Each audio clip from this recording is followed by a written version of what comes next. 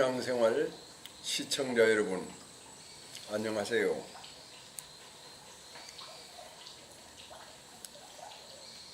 여러 번에 걸쳐서 불교의 근본은 설법이라고 말씀을 드렸습니다.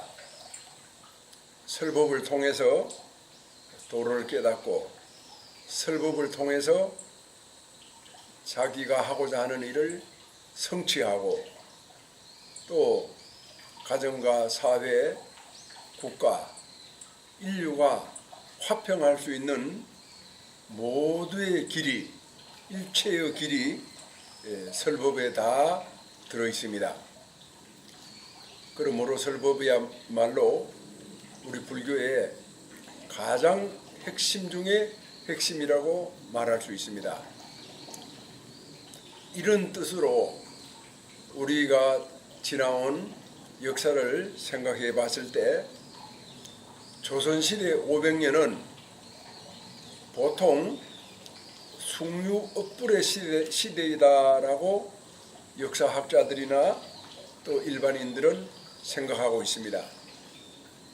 그러나 제가 보기에는 숭유폐불의 시대입니다. 왜 그러냐 하면은 불교에서 가장 중요한 설법을 할 수 없도록 만들었기 때문입니다. 조선이 개국하면서부터 태종연간에 이르러서 불교에 많은 압박을 가해오고 있습니다. 그런 중에서 사람들을 절에 가지 못하게 하는 것은 불교를 압살시키는 것과 같은 행위입니다. 그것도 나라의 커다란 권력으로 일반인들에게 절에 못 가게 막는 그런 정책은 가장 혹독한 악정이라고 말할 수가 있습니다. 남자는 남자여서 절에를 못 가게 하고, 또 부녀자는 부녀자이기 때문에 절에 못 가게 하고, 절에 못 가게 하는 사람들이 절에 못 가는 그런 여파는 바로 불교에서 설법을 할 수 없는 그런 상황에 몰아붙이게 되는 것입니다. 우리가 조금만 생각해 본다면은 설법이 없는 불교, 사상이 살아 숨쉬지 못하는 불교, 당연히 불교는 제 기능을 못할 수밖에 없는 상황으로 내몰리게 되는 겁니다.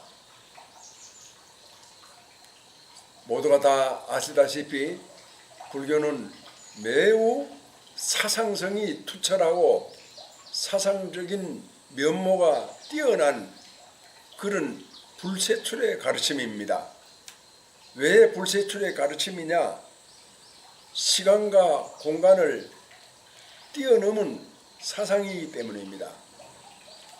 말씀드리자면은 불교의 사상은 인도에는 맞고 중국에는 맞지 않다, 또는 중국에는 맞지만 한국에는 맞지 않다, 그런 것이 없다는 겁니다. 인도에 맞으면은 중국에도 맞고, 중국에 맞으면은 한국에도 맞고, 어디서나 장소를 불문하고 다 맞는 것이 바로 불교의 권능입니다. 또한 시기적으로도 과거 시대에도 맞고, 고대에도 맞고, 중세 시대에도 맞고, 근세나 현대에도 불교는 다 맞는 가르침입니다. 인간이 있는 곳이라면은, 인간의 마음이 작용하는 곳이라면은 불교는 다 맞을 수밖에 없는 그런 출중한 가르침이 되겠습니다. 그런 가르침이 바로 불교의 사상이기 때문에 그 사상을 펼치고 전하는 일이 설법이고 그 사상으로 하여금 사람들에게 살아갈 수 있도록 권유하고 청하고 이끌어가고 함께 어깨동무를 하고 나아가는 것이 바로 모두의 삶, 공동체의 삶, 즉 영기중도의 삶이 되겠습니다. 이런 절실한 입장을 지닌 불교의 사상을 펼치는 것이 바로 설법이고 설법이 바로 불교의 생명이라는 뜻입니다. 그럼에도 불구하고 조선시대는 개국 초기부터 불교를 억압하는데 그냥 억압하는 것이 아니라 불교의 생명줄을 끊어놓는 것과 마찬가지입니다. 이에 대해서 혹자는 반론을 제기합니다. 아니, 왕들도 절을 짓기도 하고 또 절에 여러 가지 협조도 하고 심지어 세종대왕 같은 분은 스스로 자신이 불자라고 이렇게까지 말했는데 어떻게 스님은 숭유억불이 아닌 숭유폐불이라고까지 말을 하느냐, 그런 이제 생각을 저에게 드림입니다. 그거는 개인적인 어떤 일에 그친 것이죠.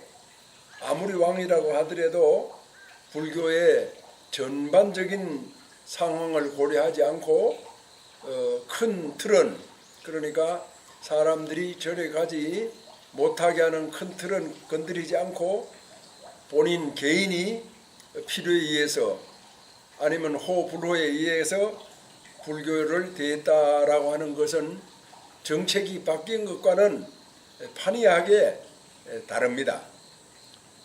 그러므로 조선시대 500년 동안 하루 이틀도 아닌 한 달, 두 달이나 10년, 20년도 아닌 장구한 세월 동안 불교는 제 기능을 발휘하지 못하고 살게 되었습니다.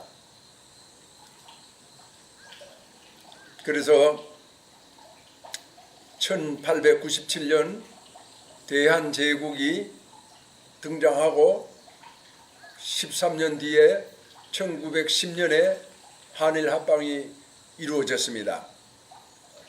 일제항쟁기가 시작된 36년 동안 역시 불교도 우리 민족과 더불어 아픔을 같이 했습니다. 겉으로 보기에는 유학도 가고 또 친일에 대한 그런 면모도 있고 해서 어떤 혜택을 받지 않았나라고 했지만 불교는 자기의 자신이 갖고 있는 정체성을 상실하게 되었습니다. 다 아시다시피 일본 불교는 출가자들이 결혼을 할 수 있는 그런 제도가 있습니다. 그런 일본 불교를 따라서 하게 되는 제도를 우리 한국 불교에도 요구하게 되었다는 거죠. 소위 말해서 대처성 제도가 도입되고 실현되었습니다. 모든 일에는 양면을 갖고 있습니다마는 일제항쟁기에 처한 불교도 그런 양명성을 가지고 있습니다. 불교를 현대적으로 공부해서 얻은 소득도 있고 또 자신이 갖고 있던 본래의 정체성을 상실했다라고 하는 역사적인 정통성을 놓친 점도 있게 됩니다. 그로부터 1945년 8월 15일 해방이 되고 난 이후에 불교는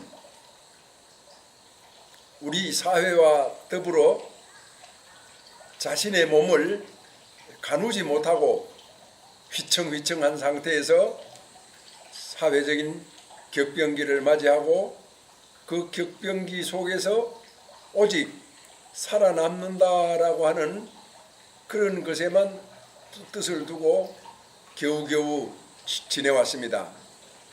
결과는 앞을 내다보는 미래 계획을 세우지 못하고 또는 자신이 놓쳐버린 정체성을 회복하거나 되찾지 못한 그런 시기를 이제 보내게 되었습니다. 그런 때에 1954년 6.25 한국 전쟁이 끝난 뒤에 소위 불교 정화 운동이 일어났습니다. 그 정화 운동 때만이라도 가장 먼저 설법을 할 수 있는 그런 기회를 가졌다면, 그런 인식을 가졌더라면 불교는 또 많이 달라졌을 겁니다. 힘 있는 가르침이 됐을 겁니다. 정말 우리 사회에 국민 정신이 될 정도로 사상이 뛰어나게 됐을 것입니다. 그러나 그때는 그런 생각을 갖지 못하고 아직까지 절에 간다라고 하면은 기도하거나 참선하거나 특별한 어떤 수행과 원을 가지고, 개인적인 원을 가지고 절에를 가는 것으로서 신앙생활을 삼고 있습니다. 불교의 신앙생활은 바로 바른 마음입니다. 바른 마음은 설법에 있습니다. 설법은 무엇에 근거를 두느냐? 바로 영기중도라고 하는 부처님의 깨달음에서 비롯된다라고 하는 사실입니다. 모든 일체 삶을, 또 생활을, 시대의 발전을, 역사 사회의 변모를 우리는 영기중도로 다 풀어나갈 수가 있게 되는 겁니다. 개개인인이 모두가 다 철학자라면 철학자고, 사상가라면 사상가고, 또 불자라면 투철한 불자이고, 그래서 산업이 발달한 선진국이 아니라 정신문화가 뛰어난 선진국 중에 선진국이 되었을 것이라고 봅니다. 그러나 저는 지금이라도 늦지 않았기 때문에 우리 대한민국의 모든 절에서 사람들이 쉬는, 정기적으로 쉬는 일요일에 법회를 열고, 또 불자들은, 제가 불자들은 일요일마다 온 가족이 다 함께 집에 있는 장롱 속에 들어있는 좋은 옷을 꺼내서 차려입고 절에 가서 설법을 듣고 깨닫고 새로운 마음으로 새로운 삶을 살아간다라고 하면은 우리 사회에 큰 변화, 발전의 변화가 일어날 것이라고 생각합니다.